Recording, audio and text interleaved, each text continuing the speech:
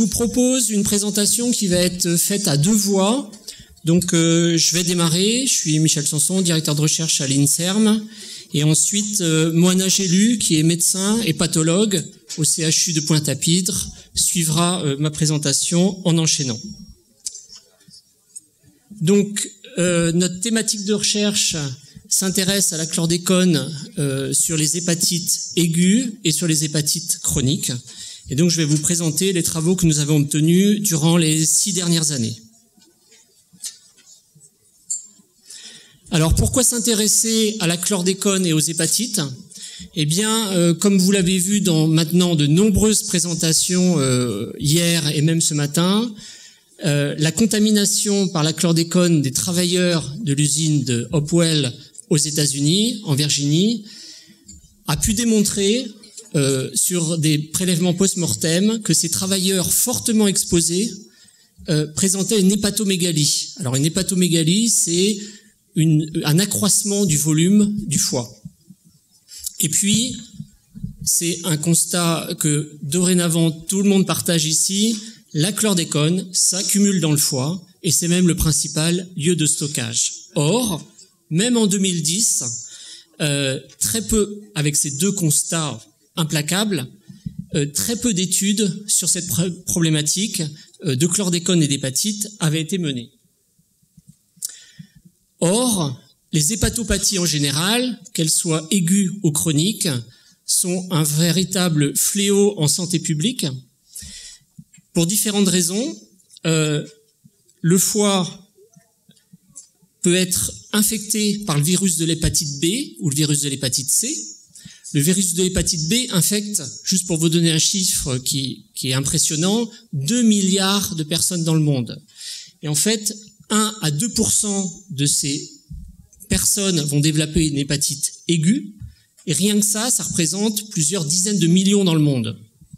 Et puis il y a aussi les effets d'abus de l'alcool sur le foie, et puis une pandémie qui arrive, qui est la stéatose non alcoolique qui touche le foie, qui est due à une surcharge pondérale, et puis aussi un diabète de type 2. C'est ce qu'on a appelé le foie gras, ou encore, vous entendez dans les médias, on appelle ça la maladie du soda. Voilà. Et donc, il est vrai que l'ensemble de ces étiologies au niveau hépatique font courir évidemment des risques importants au niveau des maladies du foie. Alors, au-delà de l'hépatite aiguë, le développement de la souffrance hépatique induite par ces différentes étiologies va faire que le foie va répondre par une fibrose et une cirrhose, et ça touche actuellement plus de 600 millions de personnes au niveau de la planète. Donc c'est des chiffres considérables. Des personnes vont décéder par insuffisance hépatique, directement parce qu'ils développent une cirrhose, et puis 2 à 7% par an vont développer un cancer du foie. Et ce phénomène physiopathologique est sur des temps très longs, puisque il s'écoule entre 15 et 30 ans avant l'avènement et la survenue d'un cancer du foie, qu'on appelle aussi CHC. Donc nous, on a eu l'idée en 2010, effectivement, de s'intéresser, parce que ces étiologies-là sont très présentes aux Antilles, aussi bien le virus de l'hépatite B que le virus de l'hépatite C, aussi bien l'alcool, aussi bien dorénavant les maladies métaboliques du foie. On s'est intéressé à des facteurs environnementaux qui pouvaient impacter sur cette voie-là, et notamment la chlordécone.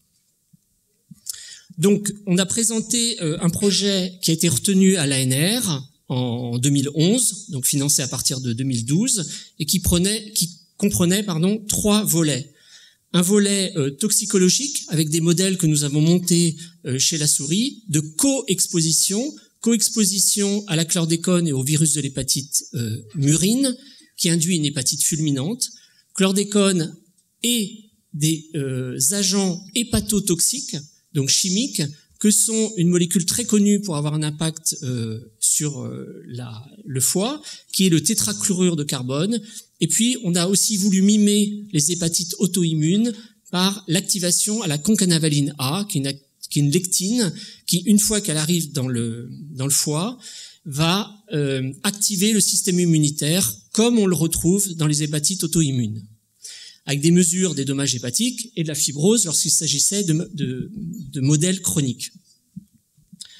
Une étude plus d'ordre technique, technologique, qui était d'imagerie moléculaire par spectrométrie de masse en MSMS, de façon à visualiser, on vous a montré tout à l'heure une donnée, mais les premières données sont arrivées sur le foie, une visualisation in situ, ce qui n'avait été jusqu'alors jamais réalisé, de la chlordécone dans des tissus cibles, le foie.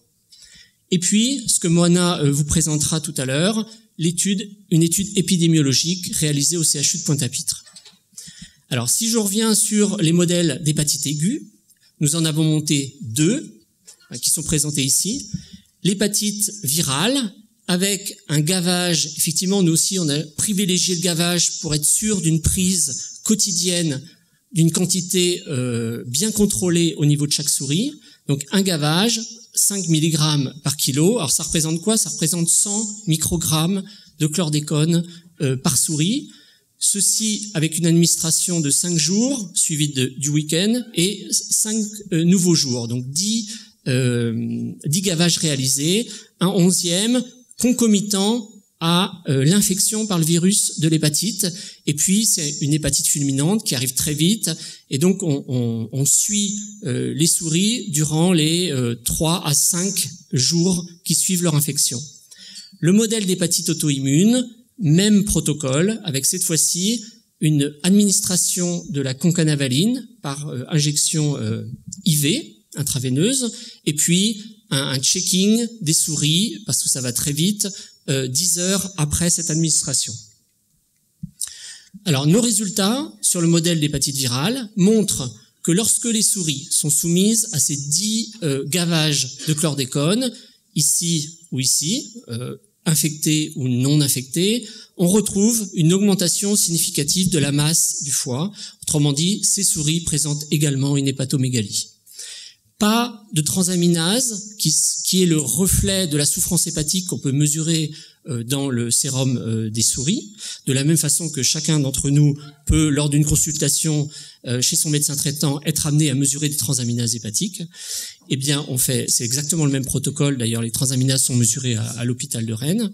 Et vous voyez qu'il n'y a pas une augmentation due au virus des transaminases hépatiques, mais pas de différence avec la chlordécone.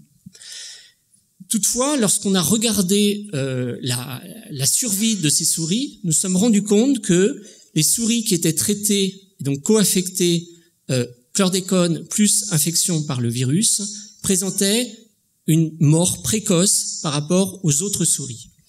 Donc, en résumé, on observe bien l'hépatomégalie attendue et puis une mort précoce, non attendue, des souris co-exposées au chlordécone et au virus.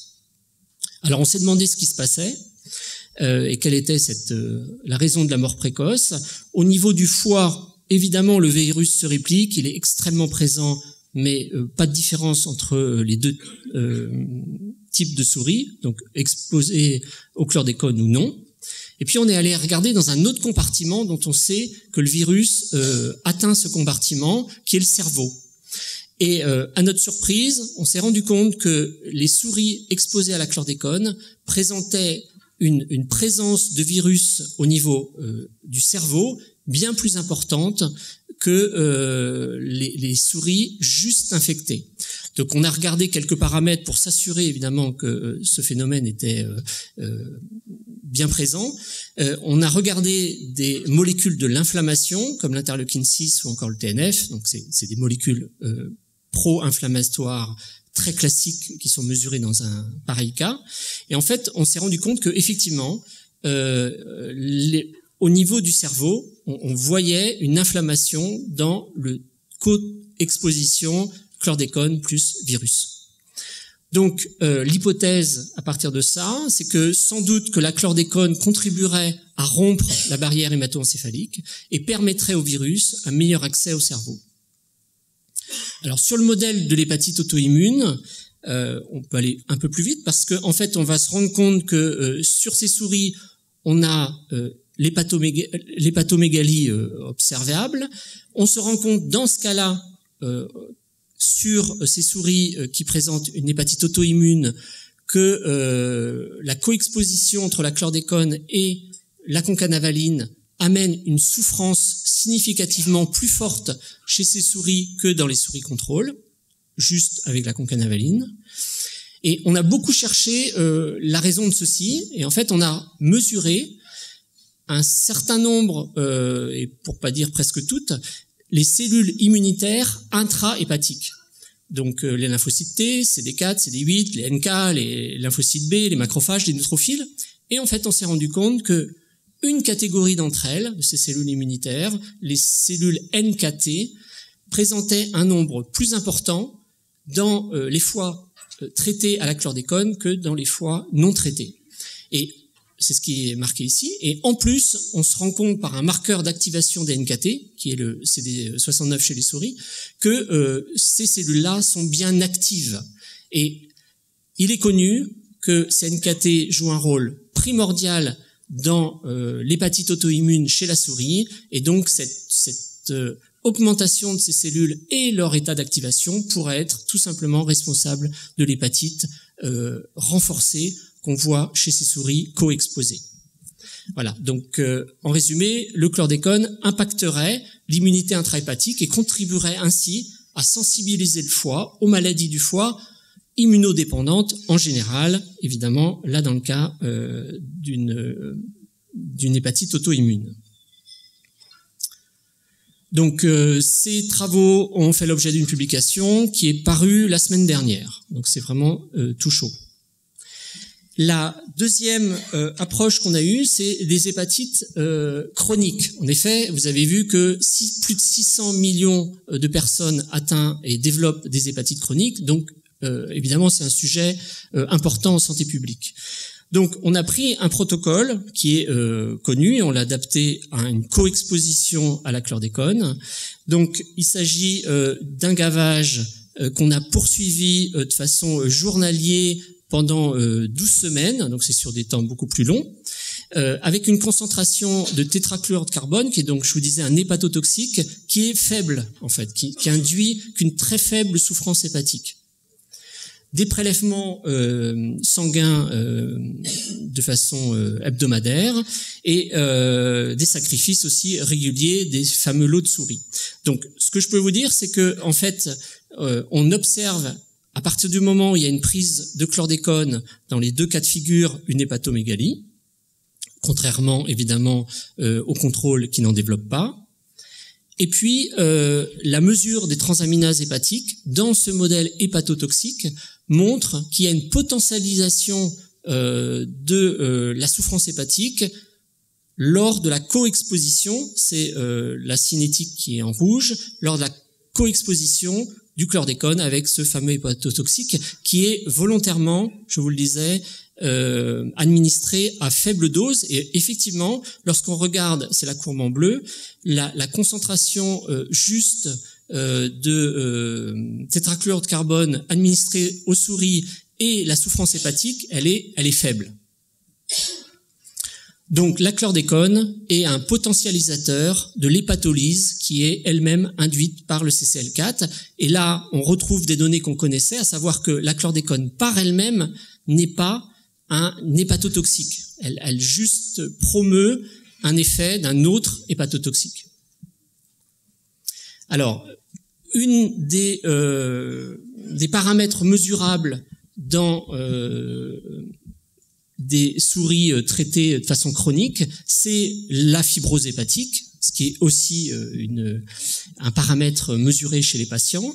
Donc là, vous voyez juste un panorama de tissu qui est coloré au rouge Sirius, qui est un marqueur du dépôt des protéines de la matrice extracellulaire, comme c'est fait à l'hôpital pour des biopsies humaines. Et donc, il est possible d'objectiver l'ensemble par une mesure et un scan de ces lames et une mesure très fine de l'ensemble des protéines du dépôt de la matrice extracellulaire.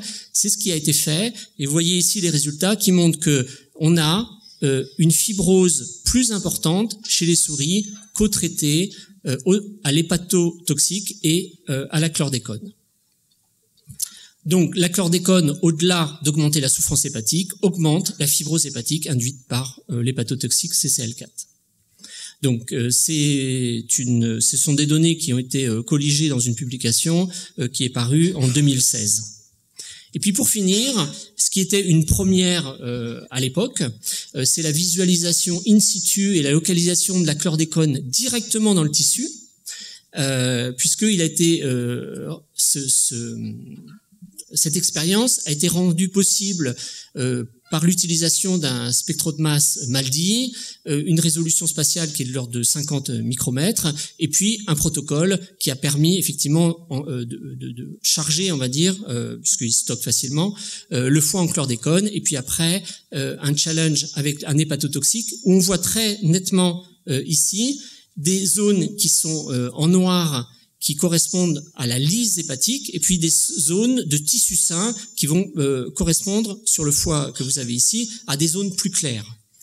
Et en fait, lorsqu'on regarde par spectro de masse la chlordécone, donc la molécule au sein de ces hépatocytes, on se rend compte qu'il y a superposition entre le tissu sain qui est chargé en chlordécone et puis le tissu lysé qui, lui, a perdu, et il y a une logique puisque c'est du tissu mort, a perdu la chlordécone. Donc, c'est ce que je vous disais, c'est une publication qui a été rendue publique en 2014 et qui était une première mondiale dans le cas de la visualisation d'une molécule de type pesticide au sein d'un tissu donné. Voilà, donc avant de passer la parole à Moana Gélu, je voudrais remercier les membres de l'IRSET, il y a plusieurs équipes qui ont permis ce travail, nos collaborateurs étrangers Jean-Pierre Thomé et Lucie Lamontagne au Canada, et puis évidemment l'ANR qui nous a soutenus durant 5 ans de 2012 à 2017.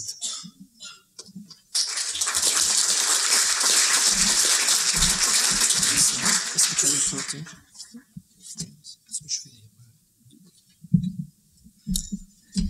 Donc en ce qui me concerne, je vais vous présenter le versant épidémiologique de cette étude. Et effectivement, d'après les résultats que vous a montré Michel, il nous a paru tout naturel de se poser la question chez l'homme, à savoir, est-ce que le chlordécone pouvait aussi impacter l'évolution des maladies chroniques du foie avec une évolution fibrosante peut-être plus rapide.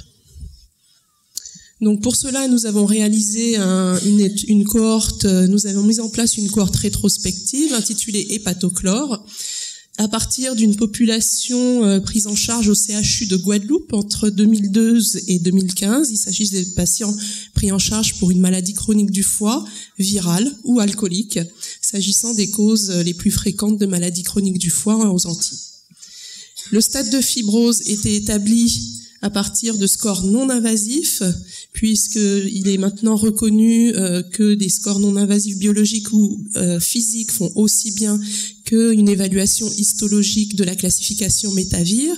Cette classification Métavir permet d'évaluer l'évolution en termes de fibrose au niveau hépatique, s'agissant d'un stade F0 étant un foie normal et un stade F4 correspondant à une cirrhose du foie. L'exposition au chlordécone et à d'autres polluants persistants a été estimée par le biais de la concentration sanguine de ce toxique chez les patients inclus dans l'étude et leur durée d'exposition sur la durée de résidence depuis 1973. Une association donc entre la fibrose et l'exposition sanguine en chlordécone devait être faite et analysée sur la base d'une analyse de survie en tenant compte d'un certain nombre de facteurs confondants potentiels dans cette évolution fibrosante de la maladie, à savoir l'âge, le sexe, la scolarité, l'origine géographique. Je vous passerai sur l'ensemble de ces facteurs. Alors, il s'agit ici de vous exposer l'état d'avancement de notre étude sans pouvoir vous donner les conclusions définitives, mais en ce qui concerne la mise en place donc de cette étude, 252 patients ont pu être inclus, 186 hommes, 66 femmes. Pour ce qui est de l'étiologie, donc de la cause de la maladie chronique du foie, vous verrez que la plupart avaient une pathologie alcoolique, surtout pour les hommes, dans 3/4 des cas, et une pathologie donc virale. Alors, une pathologie virale, surtout l'hépatite C, chez un peu plus de la moitié des femmes.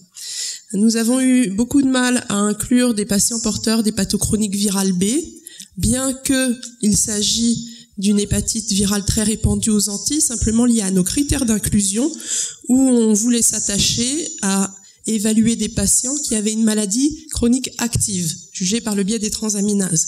Et malheureusement, dans nos populations, l'essentiel des porteurs d'hépatopathies virales B sont des patients qui ont une maladie inactive. Malheureusement pour nous, heureusement pour eux, bien entendu. Alors, pour ce qui est de l'évaluation de la fibrose, donc, des patients étaient jugés peu fibrosés pour 55 cas d'hommes, 19 cas de femmes, et par contre, une évolution sévère de la maladie au stade F3, F4 était évaluée chez 121 hommes et une centaine de femmes.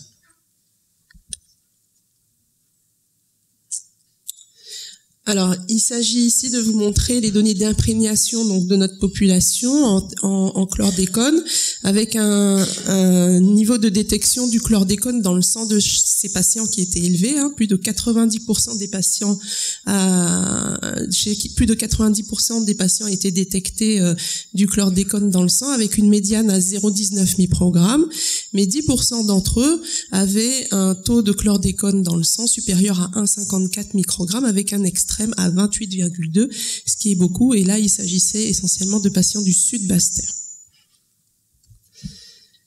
En termes toujours d'état d'avancement de cette étude, nous avons voulu valider un cofacteur qui est bien connu sur son intervention quant à l'évolution, son impact sur l'évolution de la fibrose, qui est le café, puisque maintenant dans la littérature de très nombreux travaux portent sur l'aspect protecteur du café dans l'évolution fibrosante des maladies du foie, et dans notre cohorte cet impact a été confirmé, puisque d'après une analyse de survie, donc les patients consommateurs de café avaient une meilleure survie que les non-consommateurs de ce café, et ce qui permet de conclure sur le fait que les patients peu fibrosés avaient une évolution moins rapide lorsqu'ils consommaient du café par rapport aux non-consommateurs.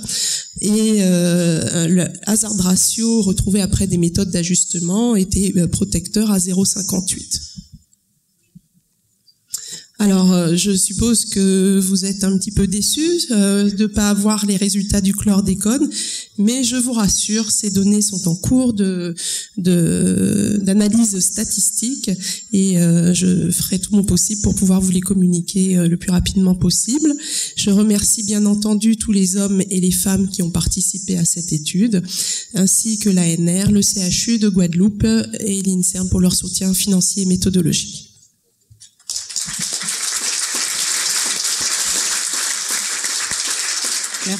Merci à Michel Simon et à Moana Gélus-Simon pour ces présentations.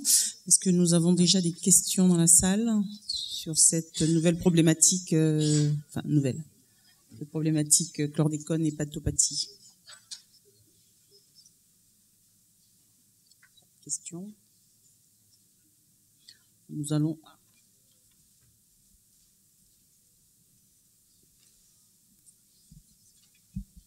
Ma question, c'était est-ce qu'on a une idée sur des niveaux d'exposition qui ont pu se produire ou qui sont présents à d'autres toxiques environnementaux pour le foie que la chlordécone? Je pense par exemple aux aflatoxines qui pourraient être produites donc par un certain nombre de cultures ici. Les toxiques environnementaux finalement sont peu rapportés dans notre région. Concernant l'aflatoxine, effectivement, c'est un toxique qui est très rapporté plutôt en Afrique, mais qui n'est pas rapporté comme potentiellement impliqué dans l'évolution des maladies chroniques du foie dans nos régions. Alors nous avons dans notre étude évalué d'autres pesticides que le chlordécone. Juste pour compléter, les travaux de la littérature sur aflatoxine et hépatopathie ont été surtout réalisés en Asie, où c'est connu depuis presque 30 ans maintenant, qu'effectivement c'est un agent qui aggrave la pathologie. Et il est à la fois aggravant, il est même génotoxique par lui-même. Une autre question.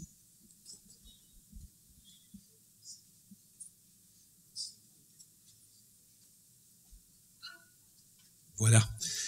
Claude Aymon, Université de Montréal. J'aurais une question à propos de votre protocole chez la souris. Je ne sais pas si je l'ai manqué, mais vous avez parlé peut-être de le chlordécone endommageait la barrière hépato-encéphalique, et vous avez mis cette hypothèse-là. Est-ce que vous avez pu confirmer ou vous n'avez pas fait d'expérimentation complémentaire pour essayer de voir si ça avait du sens ou pas? Parce que c'est intéressant, c'est même super important, parce que ça va permettre au chlordécone de rentrer beaucoup plus facilement si on l'endommage au niveau du cerveau. Tout à fait. Donc malheureusement, voilà, on n'a pas poussé plus. On a émis l'hypothèse. C'est vrai que des études plus approfondies sont nécessaires. Ça ouvre sur tout le champ, effectivement, des maladies neurodégénératives également. Mais ça, c'est en devenir. Donc, pour l'instant, non. Au niveau moléculaire, même cellulaire, on n'est pas allé plus à même. En fait, comme je vous disais lors de la présentation, on a été surpris en fait de cette mort précoce des souris, et il fallait qu'on essaye de l'expliquer. Et donc, c'est évidemment l'une des explications qui apparaissent le plus probable. Maintenant, de là à l'expliquer d'un point de vue plus moléculaire et cellulaire, il faudrait beaucoup d'autres travaux. C'est plutôt un commentaire. Tu as beaucoup insisté dans ton introduction sur la mise en perspective de l'épidémie de foie gras, pardon du terme. Et là, on a une exposition chronique plurigénérationnelle, hein, c'est-à-dire qu'on est voilà, donc peut-être sous réserve bien sûr des résultats de l'approche clinique qui sont pending comme on dit, il y a quand même en termes de perspective, c'est quelque chose qui en tout cas d'un point de vue de santé publique et de problématiques de recherche est devant nous, sachant le rôle historique du foie qu'on avait peut-être un peu oublié dans l'intoxication par le chlordécone. Tu as tout à fait raison, Jean-Claude, de lever ce point-là. En fait, on va pouvoir répondre à nouveau en deux temps. Moana sur l'aspect patient et moi sur l'aspect souris. Depuis, ça fait 2 ans en fait qu'on a monté des modèles animaux sur ce qu'on appelle la NASH, hein, non-alcoolique steatohépatitis, et donc et même qui va jusqu'au cancer. Donc on a ces modèles-là au laboratoire. Donc effectivement, il y a matière à aller voir le caractère coexposition avec la chlordécone. Donc pour ce qui concerne la NASH aux Antilles, donc on a une étude de prévalence qui est actuellement en cours, qui est financée aussi par le CHU de Guadeloupe, sur l'évaluation de la prévalence de la NASH, parce que c'est une maladie effectivement qui se développe partout dans le monde, mais pour laquelle on n'a aucune donnée de prévalence aux Antilles. Il est connu aux États-Unis par exemple que le phénotype afro-américain a un effet protecteur sur la survenue de NASH. Donc, malgré des taux de diabète, d'hypertension, de syndrome dysmétabolique majeur dans notre population, qu'en est-il effectivement de nos patients? Y a-t-il NASH ou pas? Donc ça, c'est la première partie de notre travail. Et effectivement, si nous avons des patients recrutés au cours de cette évaluation de la prévalence porteurs de NASH, on pourra suivre l'évolution de la fibrose et pourquoi pas leur doser le chlordécone dans le sang pour voir si ça peut impacter.